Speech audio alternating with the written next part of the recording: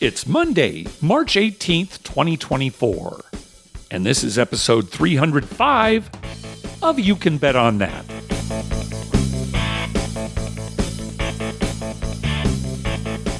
Hi, everybody. Welcome to You Can Bet On That, a podcast for the recreational gambler.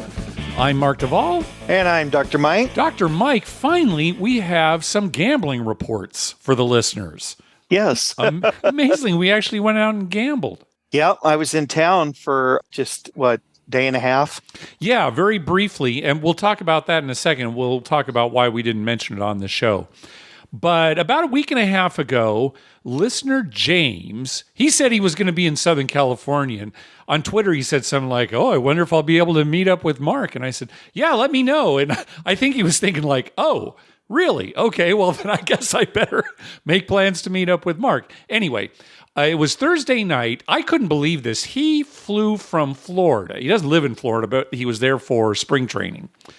Flew from Florida to Los Angeles via O'Hare.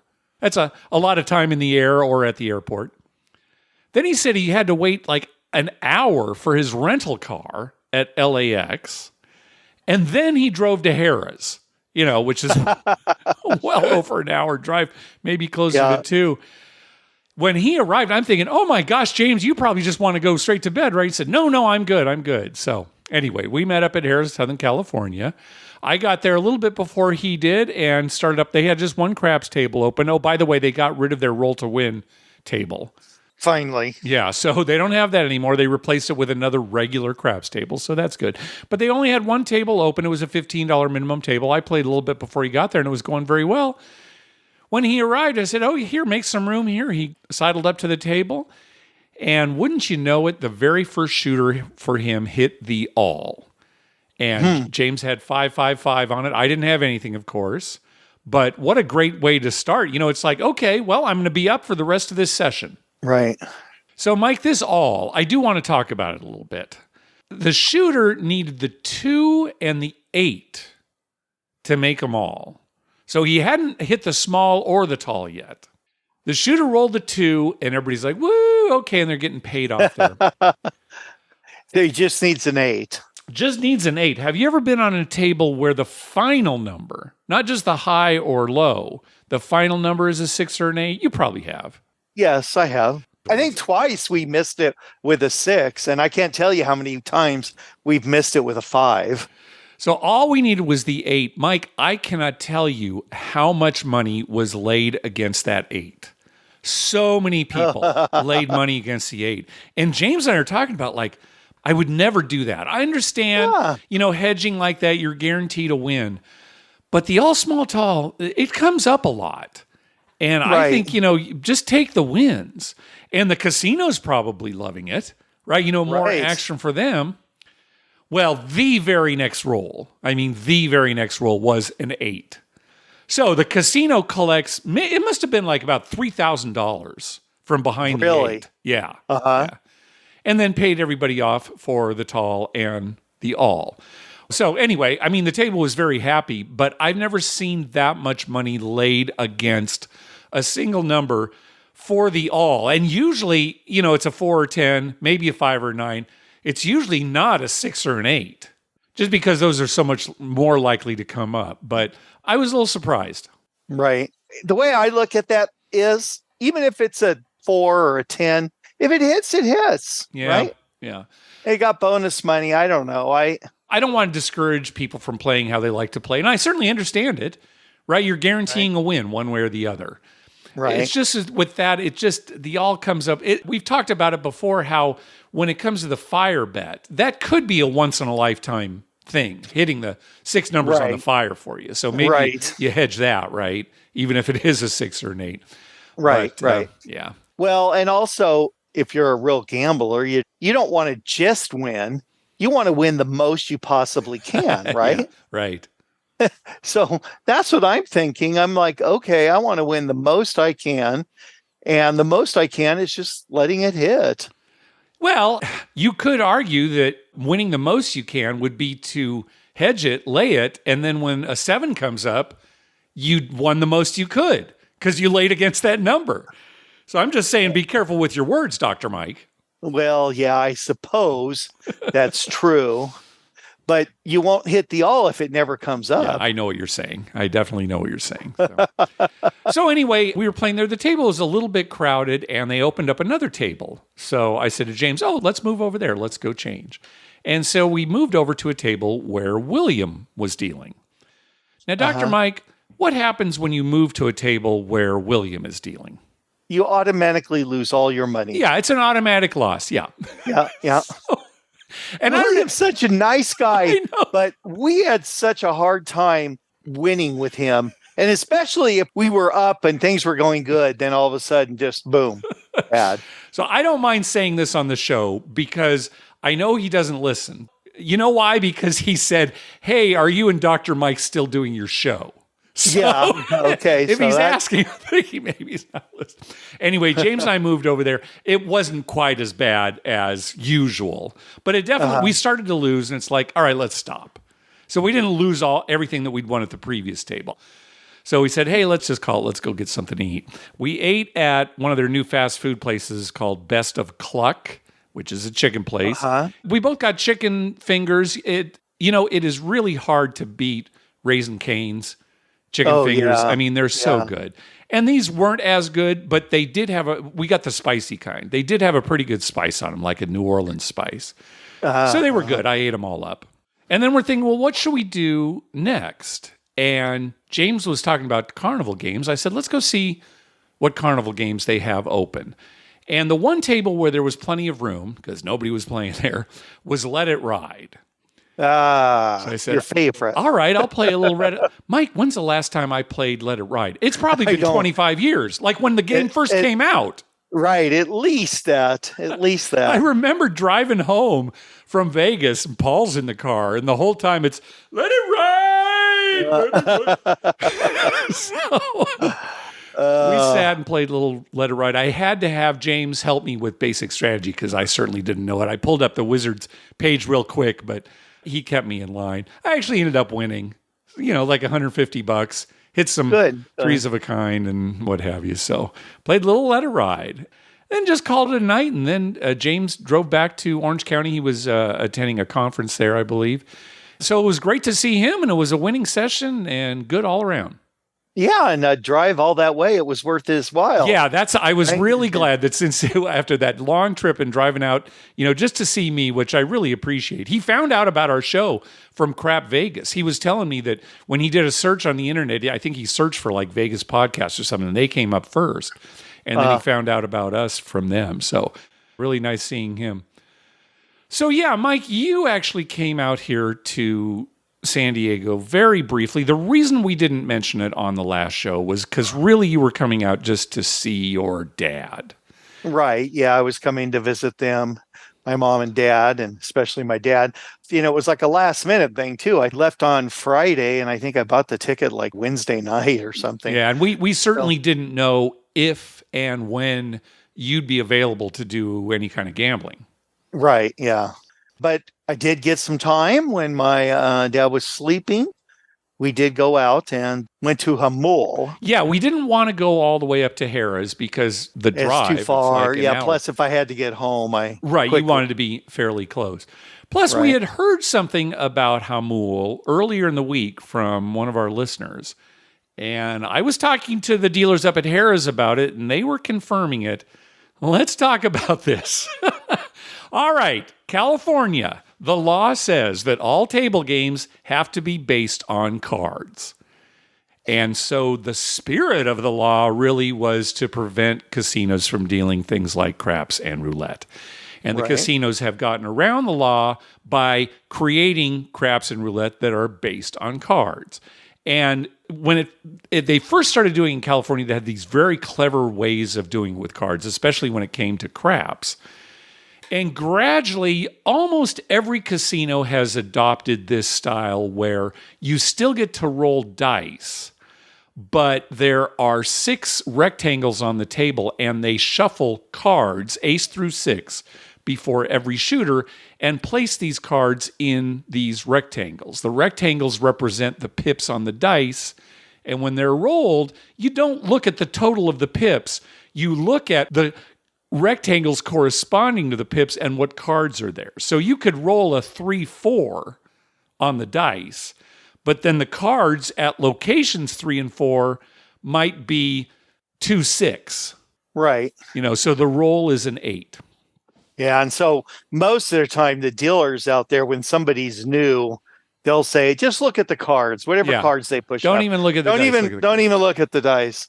And then, of course, somebody has to look at the dice to make sure they're pushing the right cards. Yes. Because that has happened. We have seen where they've pushed the wrong cards.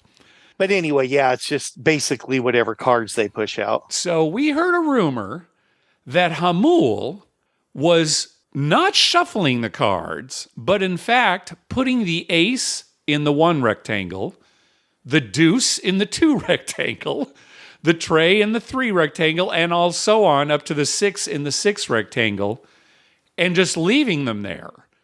So that when you roll the dice, sure enough, whatever comes up on the dice is what is on the cards. Yeah. And we're thinking, oh my gosh, this is really pushing the law, right? The interpretation of the law. Is it still based on cards? And we're thinking, how are they going to get away with this?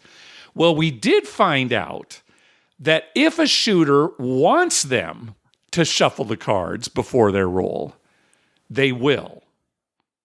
So it's still based on cards. It's just that for most shooters, the cards are 1, 2, 3, 4, 5, 6. Right. And sure enough, that's what. And while we were there, Mike, there was a guy who a couple of times wanted them to shuffle the cards. And it did not work out well. It didn't work out. That's what's funny. He rolled 4 times, I think, while we were there. And the 3rd and 4th time he rolled, he left them the same and had pretty decent rolls. And the 2 times he shuffled them were like immediate outs or something. I would never ask for a shuffle because you kind of do look stupid if it's a bad roll. Bad roll, but I was right. thinking about it, Mike. This is actually better than Vegas craps because you can have one or the other. Right. If you're some guy who doesn't like dice, you're a blackjack player and you have great luck with cards, I'll shuffle them. So anyway, we played there for a good chunk of time playing, they advertise it as Vegas style craps. Yeah. So it was real craps.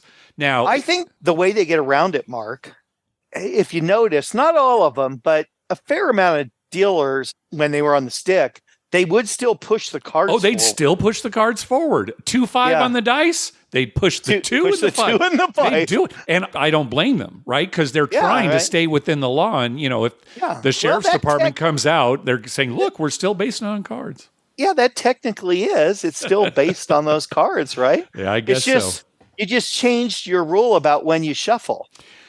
Right. All. Now, again, the spirit of the law is being circumvented here. There's no question about it. But what's the letter of the law? I'm no lawyer, but we've got real craps, quote unquote, out here in maybe they area. figure that until some official has a problem with it, they're just going to do it. Right. Because probably nobody will have a problem with it. And if they did, are they willing to spend all the money to litigate that and stuff? Well, I don't think they would. They'd just stop doing it and go back to the way that was before, depending on whether there was any kind of prosecution. I don't know. But I don't think the prosecutor want to prosecute, right? It costs them money. Right. Why would they even it's like, why, maybe they give them a stern warning. Maybe I'll write a sternly worded letter. Oh, there you go. That'll help. To the casino. Yeah. To the Recently, casino. I was out there and found that you have real craps because you don't reshuffle the cards. And then tell them how much we lost and say, if you had stayed with the shuffling card way of doing it. So I'm reporting you to the state of California. Governor Newsom will be hearing about this. So that's my way of saying it didn't go very well for us while we were there, unfortunately. But we did have a good time. And hey, we saw one of the dealers that used to deal at Harris, Sherry, the dealer. We probably talked about her on the show before. Had no idea that she worked there. And she was there, so that was great. Unfortunately, she wasn't at the table very long, and she was out the other side of the table. But we talked to her for a little bit, so it was great seeing her again. Yes, it was very nice. Part of the old gang. Yeah. So good to see you for a little bit, Dr. Mike. Sorry. Yeah, we had fun. Money didn't go very well. And like you said, it's probably your fault. Because the last two times I played with James, I played with the poker guys in Vegas. It's just been fantastic. Yeah, it's whenever I'm standing next to you that you lose. Yeah, I agree with you now. Now, on our last episode, we talked about a relatively new carnival game called Three Shot Poker. And Dr. Mike, you were asking where it's currently being played. I should have done a little research before the show last time because it was right there on the internet. But anyway, if you're in Las Vegas, at least this was back in November they started there. I assume it's still at these two casinos. Harrah's and Flamingo are both dealing three-shot poker. Yes. Really? Yep. Okay. And contrary to what we speculated last time, remember we were thinking that maybe the dealer turns over one of the community cards and then processes everybody's bets and then goes on to the second card.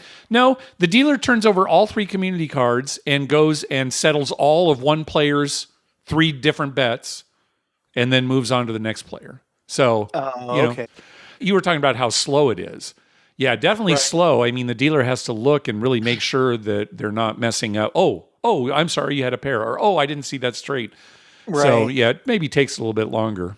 Yeah, and if you happen to get on a table with some elderly dealer, it might take even longer. It might be a good way to get some drinks for very little money. Very little money, maybe get paid off when you're not supposed to. Yeah, that kind of thing. So once again, Mike, good advice for our listeners. Look for the old dealers. Yeah. Hey, there are some out there.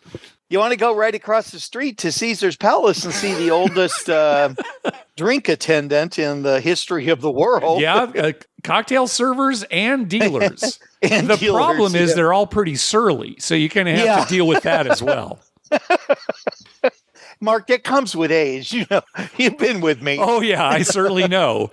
Going out to the casino with you was an ordeal. Yeah, surly. Maybe I'll start writing surly worded letters instead of sternly. Yeah, and surly. So that to me implies that it's going to be a little nonsensical too. Yeah. Wait, what's he complaining about? That was always a given. Right. Well, Mike, speaking of carnival games, on our last episode, listener Jason said that he stayed in downtown Las Vegas for the Super Bowl, and he noticed that carnival games had disappeared from many of the downtown casinos, with the exception of Golden Nugget. Well, we've gotten quite a bit of feedback saying that, no, carnival games are still alive and well downtown. That certainly makes sense to us from a casino standpoint. They want those games, right? The tables, they might not have packed tables for those games, but there's always a nice house edge, and especially on some of those side bets on those carnival games. So sounds like if you're looking for carnival games, downtown's still an option for you.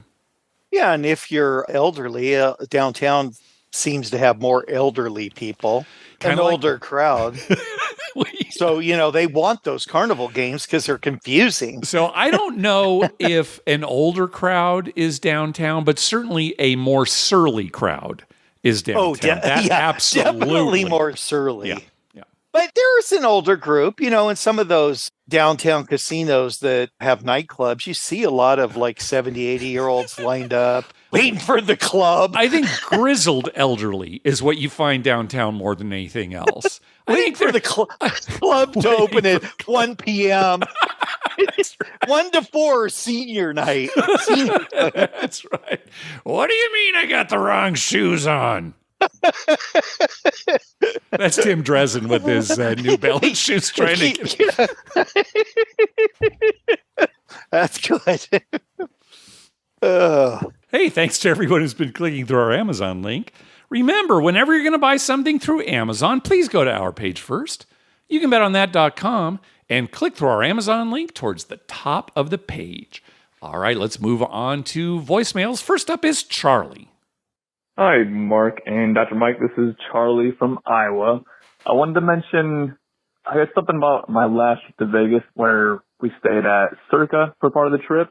And the amenity of having heated pools might make Circa my favorite place to stay in all of Vegas at this point. We stayed at Cosmo on the Strip a couple nights too, but their heated pool is just not quite as hot. But we did jump around, Fremont, the Strip. We rented a car and went to a couple outer casinos like Red Rock and the M Resort. And I would mention the consensus nowadays seems to be a $15 minimum for craps tables at this point, even on, like Tuesday afternoon. It was $15 at most places I saw. So one session that stood out was where a shooter was rolling and called all of his bets off. And this prompted a conversation amongst the rest of the players to say, hey, there should be some kind of button that the dealers can display to the other players to let them know that the shooter called their bets off, so everyone else should call their bets off too.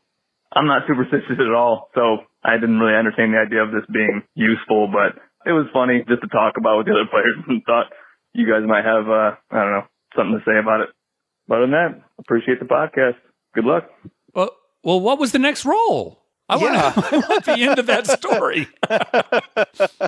What's funny is my brother, was in Vegas not too long ago, a few weeks ago. He went with a friend of his, just like kind of on a whim thing. And I think they went on like a Sunday and came back on a Tuesday or something. But he was saying he could not find craps anywhere for less than $15. And this was just this strip, right? Yeah, they were on the strip. Okay. And it was like Monday, in the middle of the day or Tuesday. And they said everywhere it was 15. And he was hoping to find like a $5 table. I'm like, Christopher, you're not finding that. He was probably at Center Strip, wasn't he? Well, right? I don't know. Because I'm thinking if he was down at South Strip, like Excalibur and Park MGM, I bet maybe he would have found some $10 tables down there, but not $5. Yeah, I know he wasn't down there. Okay, so I but think that's pretty it's consistent. still getting hard to. I mean, I don't know how many people are there on a Tuesday at 8 a.m., but you'd think they'd lower the limits a little so that they could cover any people who might want to try the game, right? Yeah, maybe. I don't know. Casinos have it all figured out. Yeah, Charlie, what we'll do, we've talked about how when Dr. Mike and I open a casino, we'll have this huge display at the craps table with all sorts of messages that you have to work through, and that'll be one of them. The shooter has called his bets off. And unfortunately, the messages kind of go by pretty quickly, so you might not even see that message before he rolls, but we'll implement that.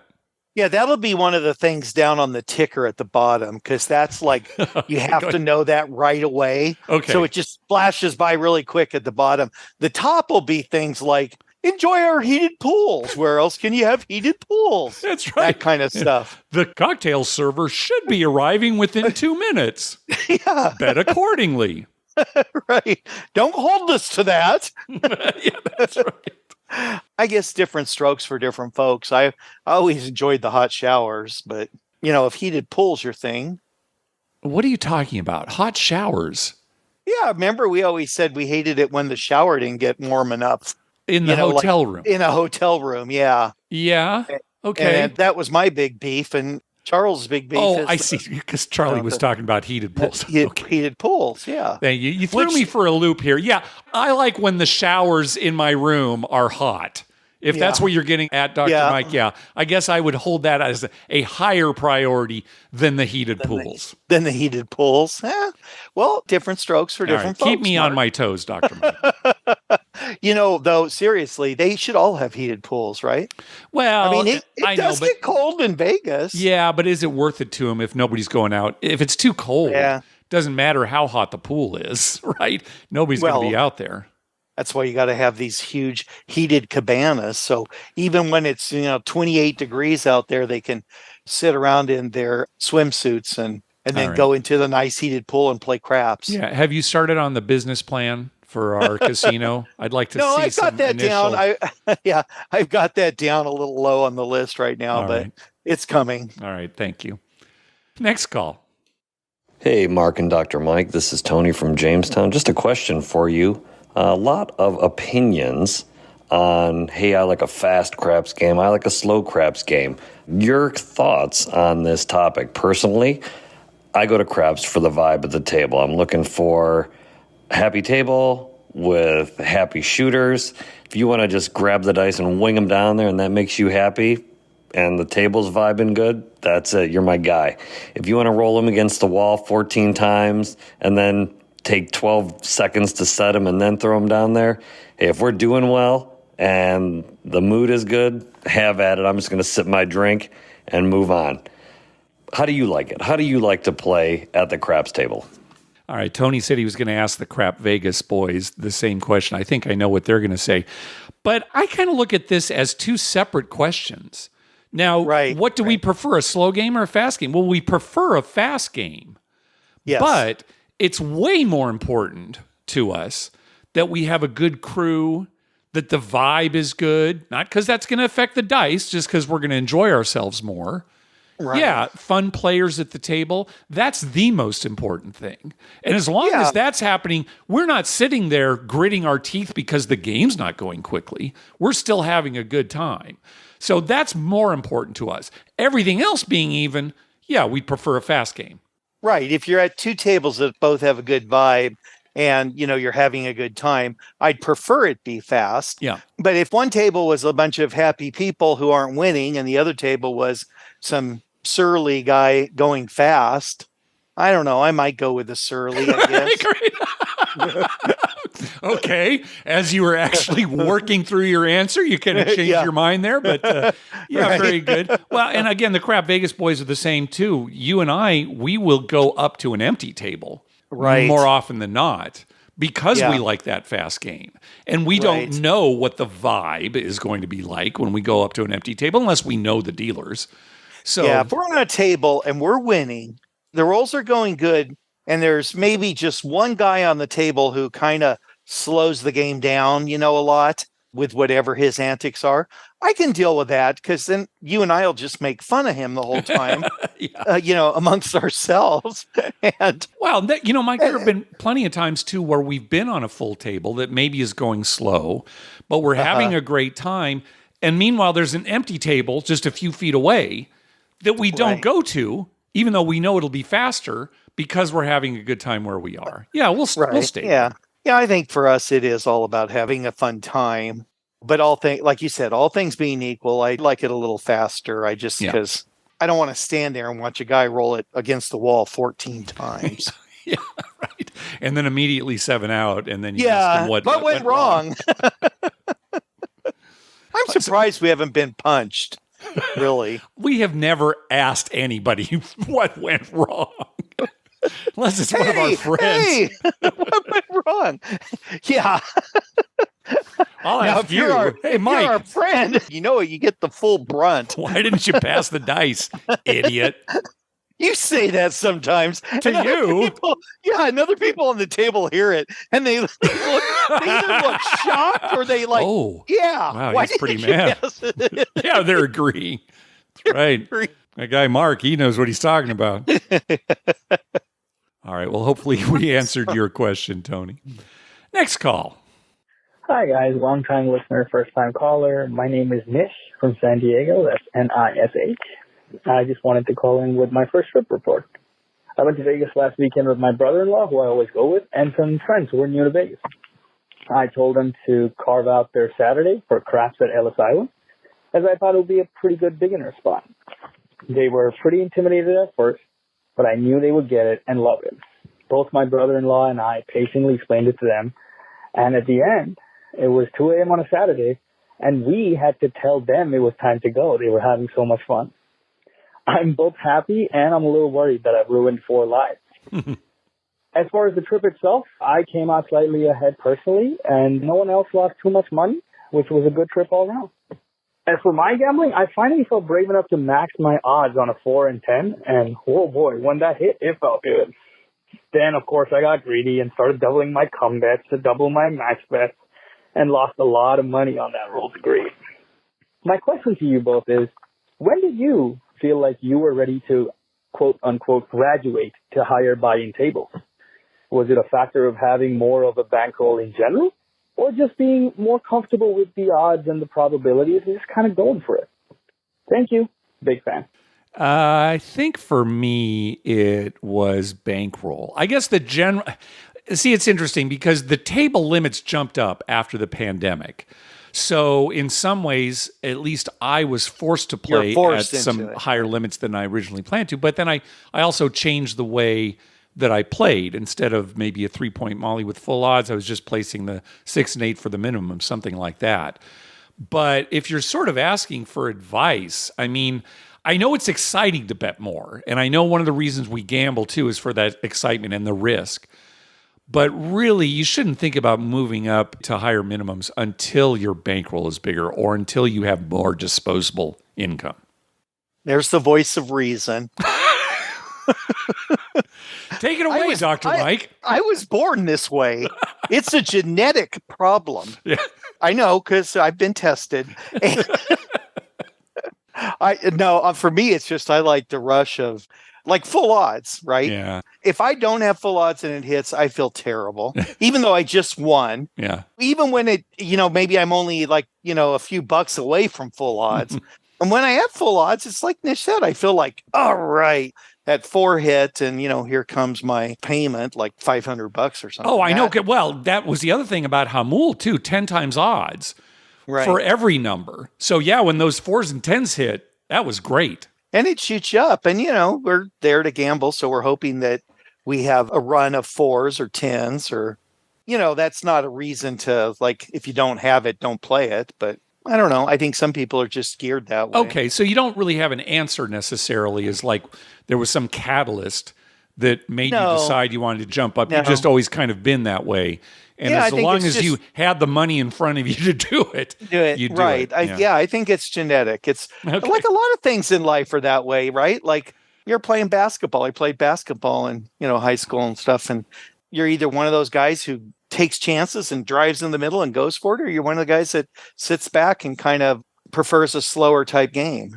I think it's just genetic. There are certainly certain things that we are wired for. And gambling is probably one of those things, right? There's some people not interested at all. Some people are not interested at all. I mean, like your dad, right? Yeah. I mean, right. For the longest time, he could just go and just walk through the casino and have no interest in putting a coin in a machine. Yeah. And I'd be like, oh my God, I got to put a coin in, I mean, I got to try this. No. It's funny too that you mentioned that. I forgot to tell you. When my parents went on their honeymoon, they stopped it might have been Reno. They were honeymooning like up in the San Francisco area. I think they went over, it might have been Reno or Carson City or something. And they hit a slot machine for like $200, $250 or something, which this is the late 50s, right? So that was something. That's a lot of money. Yeah. Paid for their whole vacation. But again, you're right. That was not like the turning point for my dad, right? They just happened to do it. He was not itching to get back into the casino. Yeah, it's just some people now.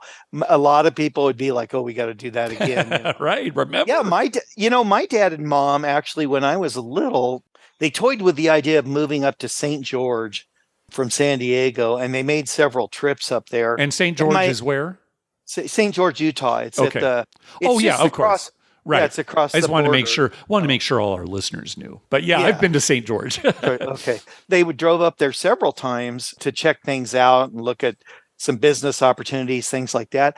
And my dad told me this once that they went through there, multiple times and either just drove straight through Vegas or stayed there for the night and then didn't gamble at all. Nothing. Just got a hotel room, Yeah. I was like, well, that wouldn't have happened when he was older. But no way. At that point, they were in their like 30s, and it was like, that just wasn't something that interested them. Yeah, later on in life, it'd be, Ruth, let's stop for a little while. Yeah, they'd be there for 3 days. And I thought we were going to... All right, next up is Alex. Hi, guys. This is Alex from Maryland. I've been meaning to call in for a couple of months now with a trip report. The life has been pretty busy. And life has been busy because I recently had a baby girl. Oh, nice. Now, here's the question for you guys. My baby's name is Molly, and she is named after her grandmother. But when I told my friends that her name was Molly, I, of course, told her that she's named after the craps strategy, the 3-point Molly. And so it got me thinking, if you guys had to rename all of your children something related to or named after a craps or craps tangentially related term, what would you rename your kids? And as far as my trip report, we went to Vegas back in January, me and my 3 buddies. We had at first just the worst possible luck ever. We played craps at a whole bunch of different casinos, and we not only did not have a winning session, but we did not have a winning shooter. Seriously, not one. And so it was just going horribly. And then we went to the Cromwell after dinner our second night, and we just had the best run that I have ever had. We just couldn't lose. Going around the table, everyone is shooting for 10 or 20 minutes each. I bet on the fire bet when one of my friends was shooting, and sure enough, he made 5 numbers. He came out on the 6th. That number was a 4. I did end up hedging my bet. I don't even know how much. I just emptied my rack and said, lay this on the 4. Oh, there you go. And we were really, really hoping that he would hit that 4, but unfortunately, he did not. He 7'd out. I have tried to explain how close I've come to this huge payout to a whole bunch of people who don't play craps, but try explaining not only craps, but the fire bet to people who don't know what they're doing. So I had to call in and just commiserate with you all. And true story, not one shooter later, I bet on the all tall small. She came out and made every number except one. And that one, of course, was also a 4. So I came this close to back just nailing these huge, huge wins. Nonetheless, it was still an awesome win. We had a great time and ended up on the trip. So it really, really turned around. But yeah, so close to just back epic windfall wins. Anyway, I think about it at least 100 times a day, and I'm hoping that we go back soon and actually hit those bets. All right, guys, love the show. Thanks. All right, thanks, Alex. See, now there's somebody who's thinking, can't wait to get back, right? Yeah. Dr. Mike, Yes. what would you name your kids if you were going to name one or both of them after a craps term? Well, on a serious note, I really wanted to name one of the girls Nickel. So, that's kind of a craps thing. Like I'm betting a nickel. Okay, that's a little something. Any reason behind Lynn, nickel? No, I just thought it'd be fun. Lynn didn't go for that. It's like George Costanza wanting to, also, 7, name his kid 7. Yeah, It's kind of like, I was telling her, we can't do nickel. Can we do 7? Yeah, that's craps too. Yeah, those are great names. Now I have girls, so if I had boys, of course it'd be hard 10, but Yeah. All right. You got the slow pitch one on now. Yeah, Dr. Mike. I knew that one of us was going to do that. Yeah, hard 10. Yeah. This is hard 10 Stephanitis, my son. Oh, my son. Imagine in school, teachers, all right, hard 10. Not Horn High Yo. Maybe that would. What's his name? Horn High Yo? Horn High Yo. All one word. Horn High Yo. I think I would have named one of my kids High Low. High-Low Duvall. High-Low. Listen to that. Yeah. That's a great name. High-Low Duvall. Oh, that is. High-Low Duvall. Wow. That does sound well. That or maybe Dice Out. Dice Out Duvall. Dice Out Duvall. What? There are a lot of good ones. How about this? Cocktail! Cigarettes! That's right. Hands high. Hands high. No roll, Duvall. No roll. Well, these are all fun things to think about, but we're not famous enough to do that. You have to be really famous. And then you can name your kid whatever you want. I do like High-Low. Yeah, High-Low Duvall. Especially with the last name. Yeah. Well, then you've got to really get your boys married and have kids. So and convince them. Neither one of them's really a craps player or interested in gambling at all. But insist on it if they want to stay in the will. I want a child that's named High-Low. All right. I better get on that and see my lawyer. See, that goes with girl or boy, too. Yeah, that's the great thing. High-low, either way. Yeah. First kid's High-Low. Second kid is Ace Deuce 11.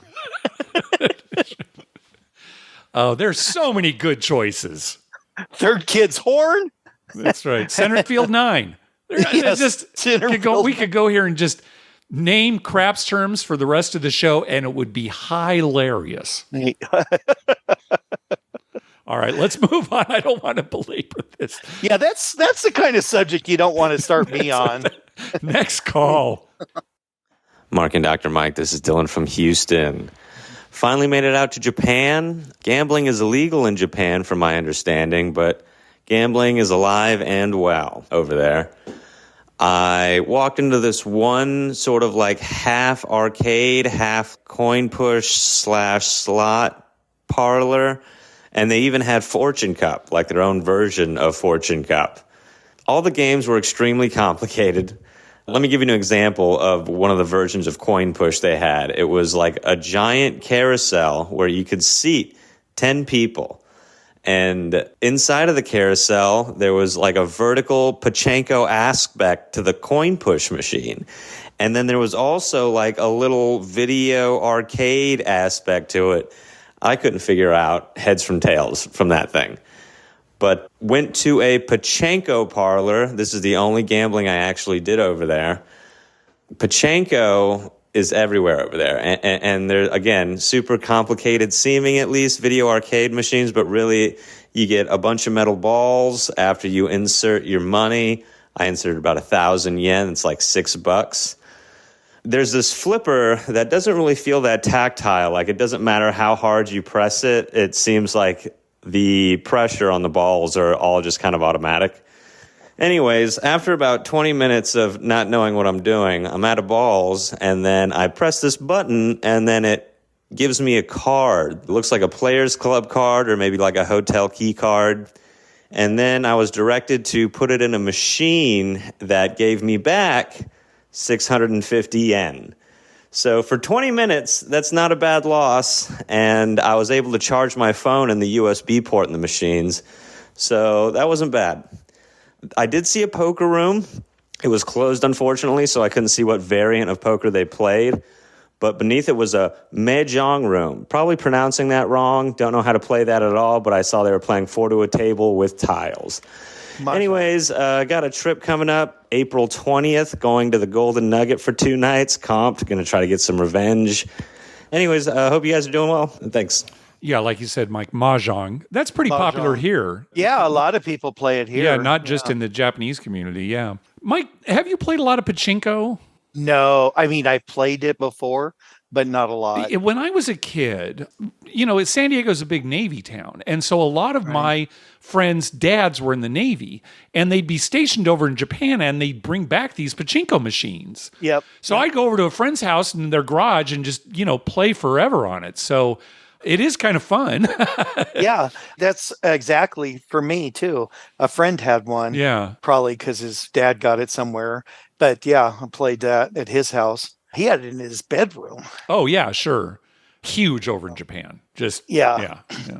Yeah, why do you think that is? Well, again, part of the culture, if you grew up with it too. Well, things come and go. Like I'm sitting here looking right at the Wii, sitting up by the TV there. And, the girls, they used to love to play Wii. Now they occasionally will play it with their friends. Well, that's not the same at all, Mike, because for two reasons. But it's just, your girls are older now. Right. That's number one. And number two, Wii is an old system, right? Yeah, we're on to the kids, Switch now, Mike. I know, but kids at school still like Wii. They still play it and stuff. If that's what it's kind of how things come and go, but pachinko has seemed like it never went away. Right, I'm talking about playing it in the 60s, and it's still around. It just doesn't go away. But I guess baseball's still around and football. Yeah, as far as I know. Played those in the 60s. Well, not in San Diego, though. You're kind of in a void down there. Yeah, no, I understand. Yeah. Actually, the Padres aren't even in town. They've left for Korea, right? Yeah, but I believe they're going to be returning to actually play their home games here, Dr. Mike. So, nice try. I don't know. Depends on how things go in Korea. All right, we'll see. I'm not too concerned. I don't think this is a Chargers situation. The Dodgers and Padres decide to stay in Korea. Yeah, it's pretty nice over here. All right, well, thanks for that report from Japan, Dylan. Let's move on to our last call. Mark and Dr. Mike, this is Brendan from Southwest Florida, formerly Brendan from Cleveland. Have a trip report for you guys from the Seminole Hard Rock in Hollywood, otherwise known as Fort Lauderdale. Anyway, took my family there for a couple nights, had a couple free rooms Sunday and Monday night, decided to take a couple days off from work, take the baby and go spend some time over in Fort Lauderdale. Had a great time. That hotel is absolutely gorgeous. And as you guys know, the Seminoles have purchased the Mirage and plan on building the same hotel that they built in Fort Lauderdale, which is the Big Guitar. The property is absolutely gorgeous. I would probably put it up against any property in Las Vegas. For the most part, gambling went well. To start, I was down about half of my bankroll the first day, which was not entirely great. Played a little blackjack, played a little craps. Most of the minimums were $15 for craps, seems to stay that way. There was a couple $25 tables, but for the most part, you could play $15 craps, 3, 4, 5 times odds. Blackjack was good, about $25 a hand if you wanted to play in what I would call it an auxiliary high limit room, where you would have free drinks, good rules, 6-deck shoe, no mid-shoe entry, stay on all 17s. I even played one time with a high roller who asked the dealer to totally reshuffle the cards, and they did. Anyway, have a little crap story. I was down on my luck, obviously, the first half of the trip, and not going to check out. I had a little bit of time to play. My wife was up packing the room, and I was going to get my last craps fix in.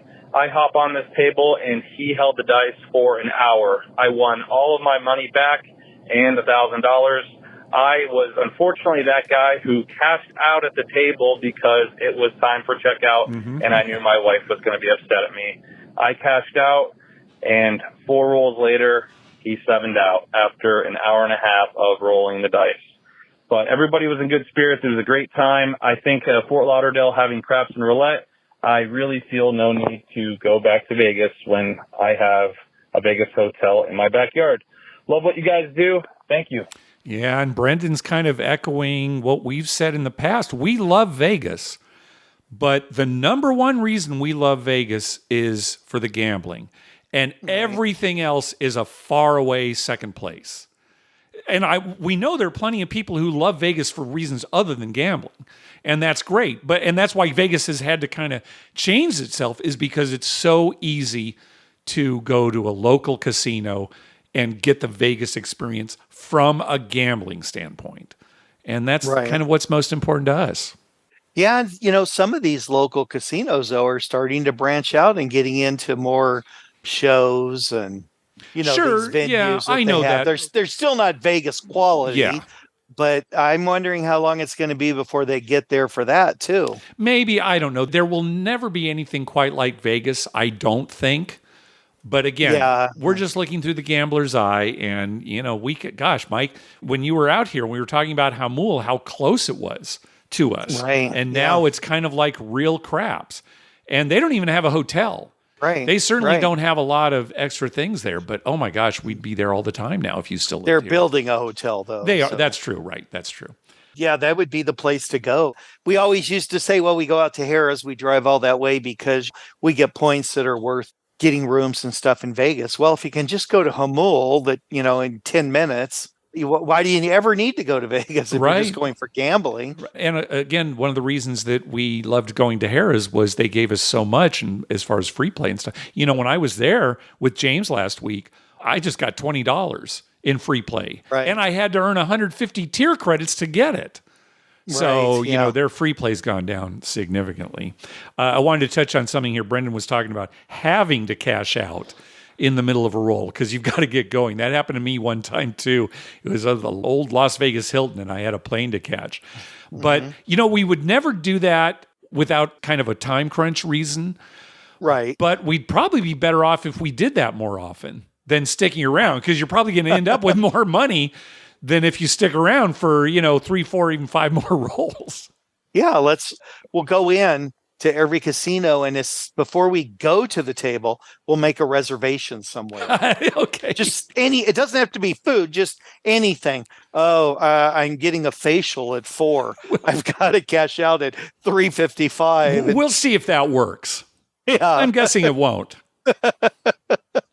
Yeah, I don't think there's anything that would compel me to leave except for my wife. That's right. Not even a plane flight. Like, I can catch a later flight. Yeah, there's all kinds of planes. But yeah, I only have one wife, so I have to. All right. Well, that's going to do it for this episode. We want to thank some people for some recurring donations. From Kurt, from Robin Aubin at Anytime Gambling, from Nathan, and from Brian Dancer. Thank you very much for those recurring donations. We also got a donation from listener Todd. Quarterly donation. Love the show. Thank you for the education and entertainment. Well, thank you very much, Todd. And we got a nice card from listener Jessica. I'll read a little bit here. Dear Mark and Dr. Mike, just wanted to send a little something your way as an expression of my gratitude for your show. I fully appreciate learning more about craps, and your delivery of information isn't just informative, it's really fun. Please accept this small token of gratitude, and she included a nice little donation. Knowing what you do makes a difference. Will be a while before I have a trip report, putting my betting at the craps and blackjack table on hold for other, more focused saving for now. Don't worry, I plan to hit the felt again, sporting my YCBOT shirt and representing the coolest cats in podcasting. Much love from Missouri, Jessica. Well, thank you very much, Jessica. Cool cats. I like that. That's us. I'll tell you, Yeah. that's one thing. If you look at me and Dr. Mike, maybe you see us there standing at the table, first thing you think of is cool cats. Yeah. Yeah. That's the first thing you think of. Hey, at the top of our webpage, you'll find a link to our store where you can buy You Can Bet on That t-shirts. Also, you can find a list of all the gambling-related shows coming up on American television at youcanbetonThat.com/TV-listings. And we've got a list of gambling-related movies at youcanbetonThat.com/movies. We'd love to hear from you. Call our voicemail hotline at 951-292-4377. That's 9512-WAGERS. 9512 wagers. Or you can email us at youcanbetonThat@gmail.com. We're also on Twitter at YouCanBetOnThat and on Facebook at Facebook.com/YouCanBetOnThat. Now, we are recording this episode the day before our semi-annual poker tournament. So even though this drops on Monday, we don't know the results of that tournament yet. So hopefully everything went well. But of course, the most important thing, Mike, March Madness starts this week. Yes. Oh, gosh. I'm loving it, Mark. Yeah. Oh, just even leading up to it, it's been exciting. Yeah. Yeah. There's all these tournaments. As a matter of fact, Mark, this is how great my life is. Yes. I am sitting here doing the podcast with you, wearing sweatpants, no shoes, my Aztec basketball shirt, and I'm watching the Aztecs and New Mexico play for the championship in the Mountain West Conference. I mean, it doesn't get any better than that, right? No, it doesn't, Dr. Mike. It's 6:00 here, and I'm sure Lynn's got some dinner cooking. I mean, this is paradise, Mark. Now, if they lose, then I'm going to have to write a surly worded letter to the I understand. To the admissions office at San Diego State and ask them why don't they admit better players. Now, you claim that you're in paradise, but let me ask you this, Dr. Mike. Today is National Corn Dog Day.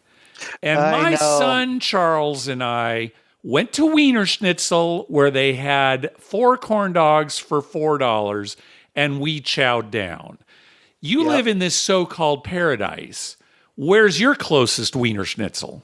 Well, there aren't any close here. I don't even know if they have them in the state of Minnesota. But I can walk from my house. It's maybe a quarter mile to a Quick Trip that does sell corn dogs all the time. All right. Well, now they're not $1, but I could get a corn dog. Yeah, and I'm sure they're good. So they're a corn dog, Mark. That's and that's what's important, that I can get them. Okay, you got it, Mike. I'll give it to you. I wouldn't want to live like in Antarctica where there is just absolutely no way you get a corn dog. I mean, there's just no way. There's no way. All right. Well, enjoy the tournament, everybody. Thanks for listening. Yep. We'll see y'all tomorrow.